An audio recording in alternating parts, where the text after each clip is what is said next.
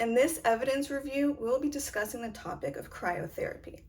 Specifically, we'll be summarizing and reviewing an article titled "The Effect of Cryotherapy on Postural Stabilization Assessed by Standardized Horizontal Perturbations of a Movable Platform."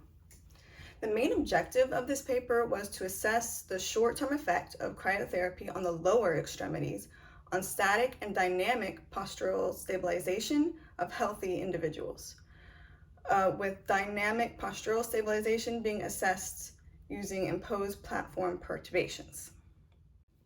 So first we'll discuss the background so you can understand cryotherapy and what the paper was attempting to do just a little bit better. Typically, cryotherapy is commonly used to provide analgesia and to reduce inflammation. Previous studies, however, have suggested a negative effect of cryotherapy on the recovery process for endurance and strength training. Typically, the physiological processes like vibration response of mechanoreceptors can be impaired after cryotherapy as it decreases the blood flow and oxygen saturation in those superficial tissues. This can cause impaired proprioception, although the evidence for this is a little bit limited. But this impaired proprioception could lead to disturbed balance control, thus increasing the risk for knee and ankle injuries. So it's important to investigate the potential short-term negative effects of cryotherapy on postural stabilization. Clinicians will measure postural stability to estimate the risk of injury, assess balance deficits after an injury, and to determine if the athlete can return to play. Postural stabilization is traditionally assessed using a single leg stance, but dynamic tests can also be done to provide a better simulation of what the athlete will actually experience in the sport. So these tests are typically done using a transition from a dynamic movement to a static state. Think like a drop jump from a box or something. So the standardized horizontal perturbations of the surface during a single leg stance can be used to limit the variability that may take place during a dynamic test. The use of horizontal standardization perturbations to assess postural stabilization can provide new insight on the effects of cryotherapy and the stabilization functions of the lower extremity. It could potentially clarify the negative effects of cryotherapy may have in the treatment of acute soft tissue issues.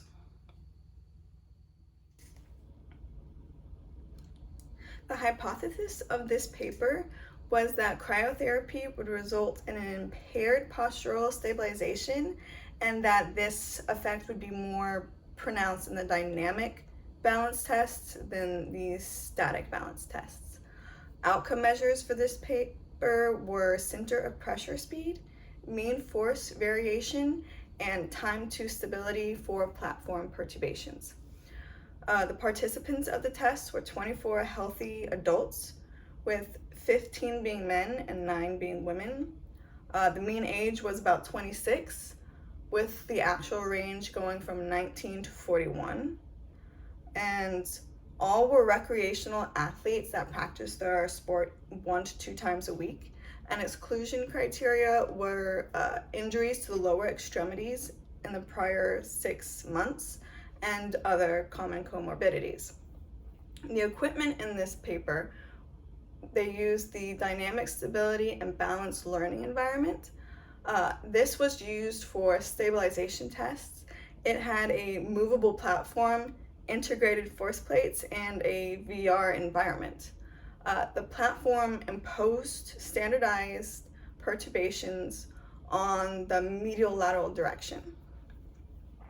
The force plate measured the center of pressure and the vertical component of the ground reaction forces, and they had a screen in front of the participants that gave them real-time visual feedback of the center of pressure to kind of hopefully motivate them during their balance tests. Next, we'll discuss the procedures and the results of the paper. For the procedures, each participant performed 2 sessions of stabilization tests with 20 minutes of cryotherapy on the right leg in between those 2 sessions. Each session consisted of 4 trials with 30 seconds rest in between. Every trial started or ended with a 30-second static leg stance on the right leg and a 30-second static leg stance on the left leg, followed or preceded by 4 testing blocks, 2 for each leg, of 30 seconds for the dynamic testing.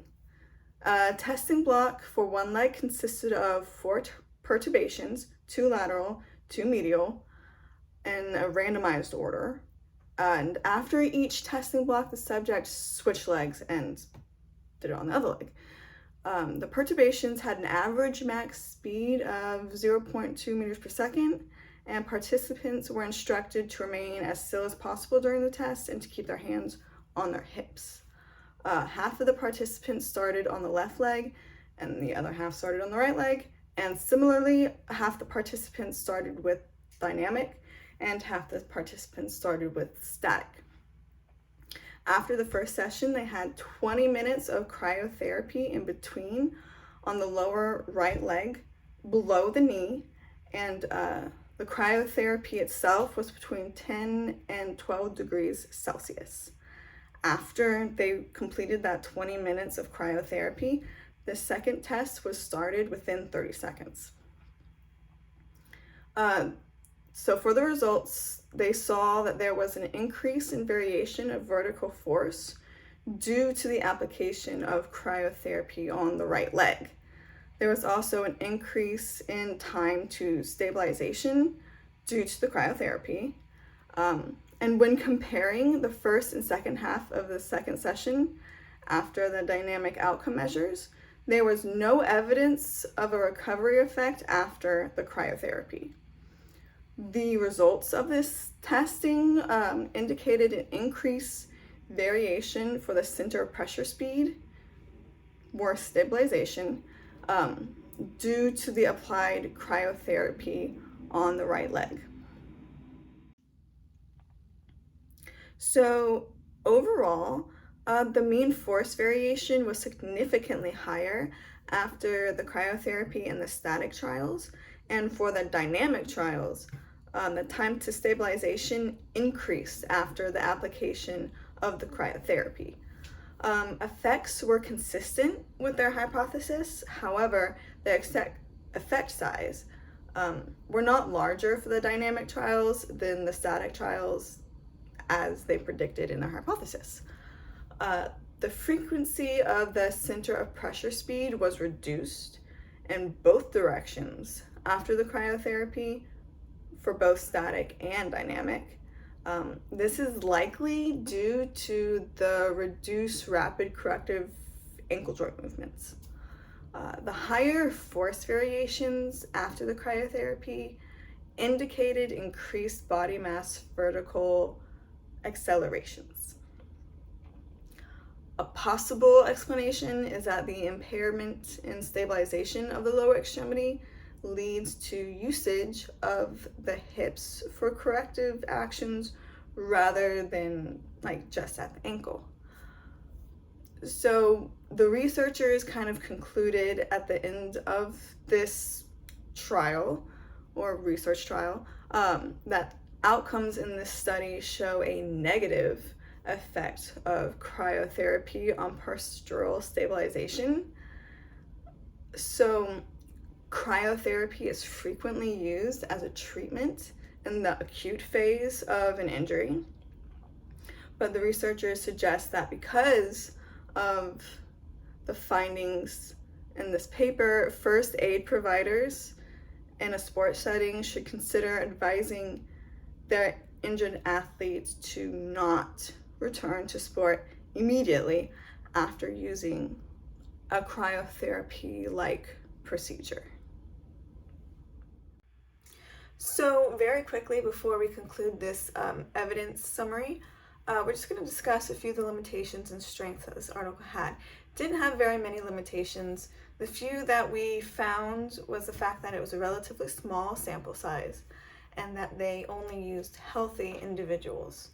But a little caveat to that is that we can only assume that the posture and balance of injured participants, if they had chosen to use the injured participants, that their posture and balance would have been worse than the results that we had with the healthy individuals.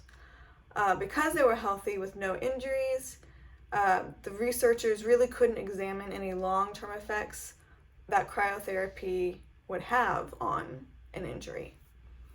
The strength of this article was that they used a standardized dynamic balance test rather than one that would have had more variability. So that was the evidence review. We hope that you either enjoyed it or learned something or both. And we would just like to thank you for taking the time to watch this video. Thank you.